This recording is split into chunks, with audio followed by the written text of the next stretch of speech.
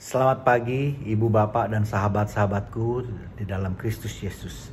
Pada pagi hari yang indah dan cerah ini, saya akan mengajak kita lebih mengenal seorang tokoh dalam perjanjian lama yang sudah tidak asing lagi dan dianggap sebagai penulis kitab-kitab Taurat, yaitu kitab Kejadian, Keluaran, Imamat, Bilangan, dan Ulangan. Siapa tokoh yang saya maksud di sini? Benar, dia adalah Musa.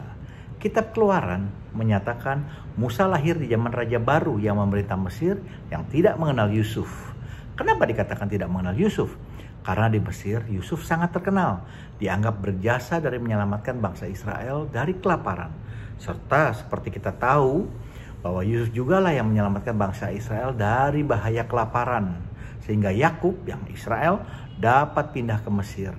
Namun pada zaman Raja Baru itu bangsa Israel jumlahnya berlipat ganda sehingga menjadi banyak sekali, dan ini membuat Raja Baru tadi jadi takut dan mengatakan, marilah kita bertindak dengan bijaksana terhadap mereka supaya mereka jangan bertambah banyak.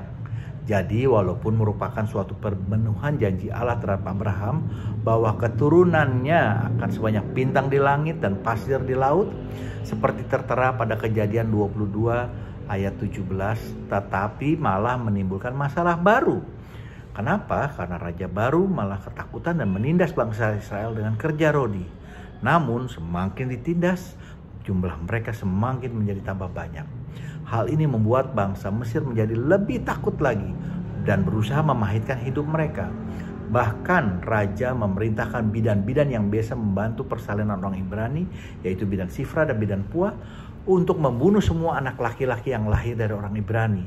Namun kedua bidan tadi adalah orang yang baik dan takut akan Allah, sehingga mereka tidak melakukannya dengan mengatakan bahwa orang Ibrani itu kuat-kuat. Saat mereka datang, ternyata mereka sudah bersalin. Hal ini membuat Firaun memerintahkan hal yang lebih kejam lagi, yaitu apa?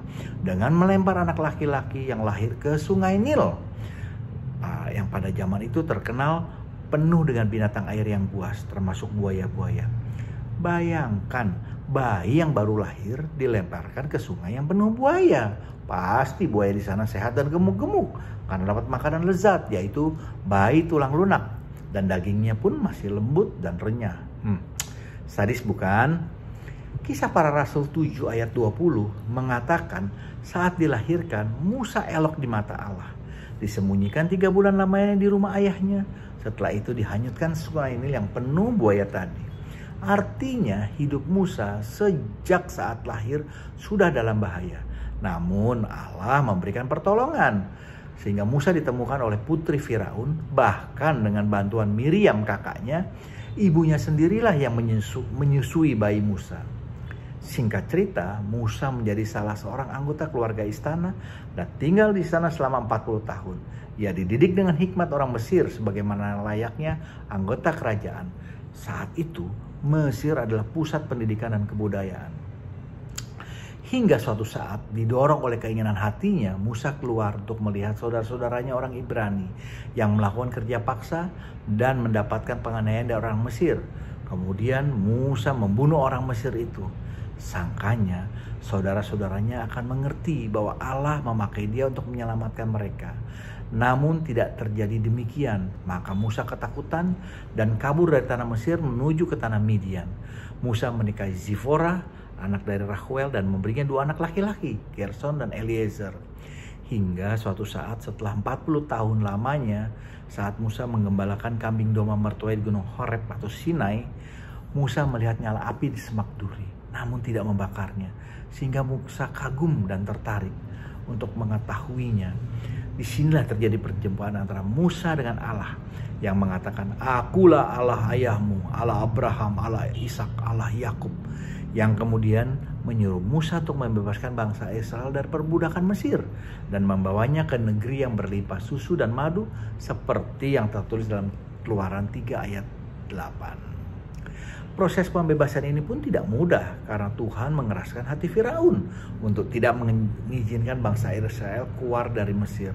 Tentunya dia tidak mau kehilangan budak-budaknya, bukan? Hal ini dapat mengerti bagaimana kita akan kebingungan kalau pembantu kita keluar. Apalagi budak yang notabene tidak perlu dibayar. Saya teringat ibu-ibu termasuk istri saya, kalau pembantunya mau berhenti dia pasti kebingungan mencari gantinya. Apalagi kalau sudah bekerja 10 tahun atau bahkan lebih. Karena mereka dianggap sudah berpengalaman dan tidak perlu disuruh lagi. Jadi sekarang kita dapat mengerti bukan? Kenapa Firaun berkeras hati melarang budak-budaknya pergi bebas. Karena kekerasan hati Firaun, Tuhan melalui Musa memberikan 10 tulah. Seperti air menjadi darah, katak, nyamuk, lalat, bisul, belalang, dan lain sebagainya. Dan pada tulah ke-10, semua anak sulung akan mati bila mereka tidak melakukan ritual yang diajarkan Allah melalui Musa.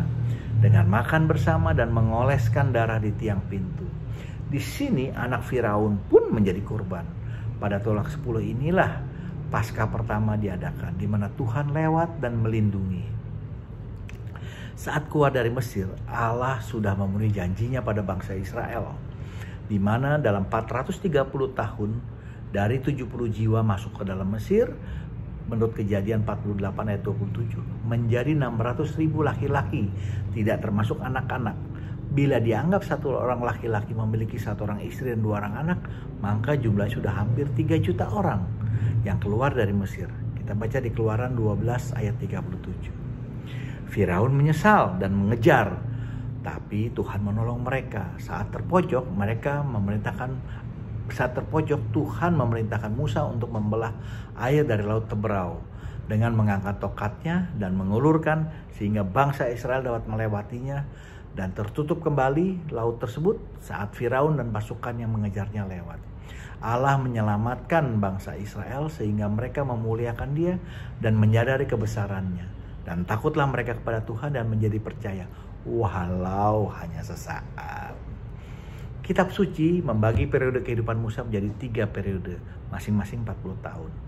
Kita menyelidiki kehidupan Musa bukan sekedar untuk pengetahuan, namun kita juga dapat menyelami kehidupan agar membantu kita memahami kehidupan Yesus dan makna Paskah dalam hidup kita, semua sebagai umat beriman.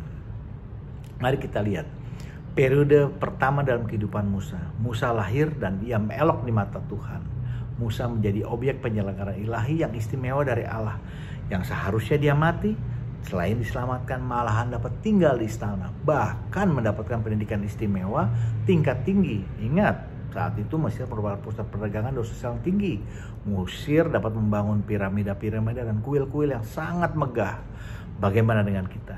Apakah kita sudah merefleksikan hidup kita? Apakah kita sudah mengalami kasih Allah? Bagaimana Allah berkarya dalam hidup kita?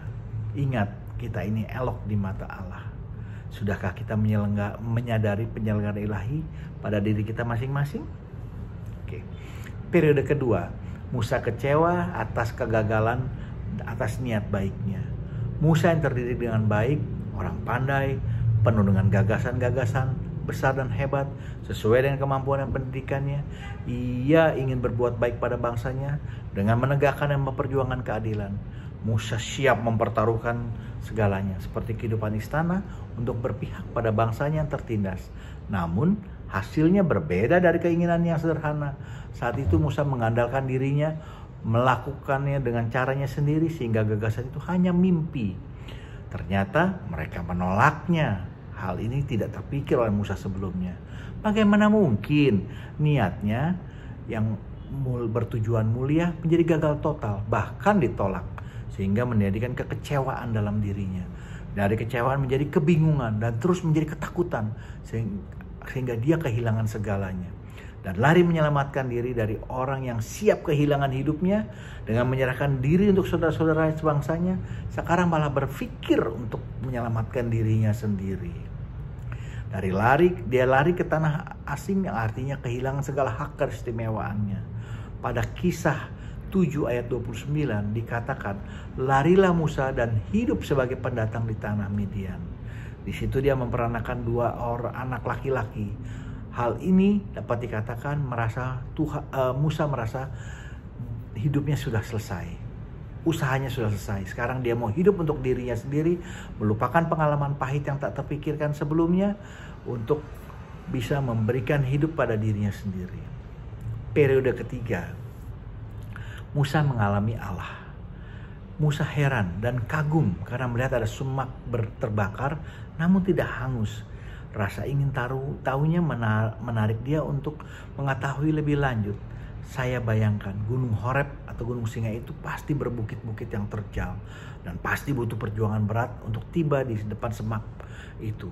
Ingat, saat itu Musa berumur 80 tahun.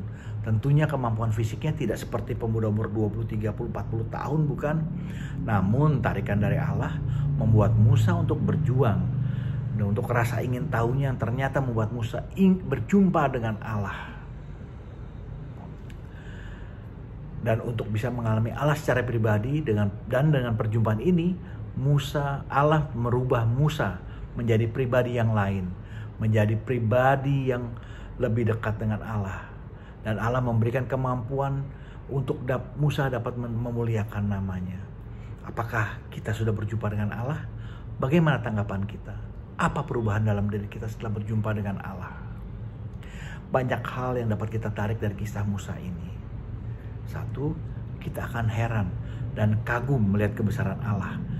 Kita manusia sangat kecil bila dibandingkan dengan Allah. Walau pada orang yang sangat terdidik pun atau orang yang sangat pandai sekalipun. Hal ini menjadikan kita berbeda. Kedua, hikmat manusia kadang mengecewakan, sehingga perlu mengenal hikmat Allah. Kata kuncinya bukan lagi saya, tapi Dia. Kadang waktu yang kita anggap pas ternyata sama sekali tidak tepat. Waktu Allah berbeda dengan waktu kita, tapi pasti lebih baik. Dalam memulai pelayanan pun rasanya kita jangan mengandalkan kemampuan diri kita sendiri, apalagi cara kita sendiri. Apa yang kita anggap paling baik ternyata masih perlu diasah kembali, perlu menjadi lebih matang, perlu campur tangan Tuhan. Mari kita berserah diri pada Tuhan. Demikianlah diskusi kita pada hari ini. Semoga mendapat menjadi bahan refleksi bagi kita semua, dan pada akhirnya akan menambahkan iman, harapan, dan kasih kita pada Allah yang akan membuat kita dapat menikmati janji Kristus untuk hidup kekal bersamanya. Amin. Tuhan Yesus memberkati.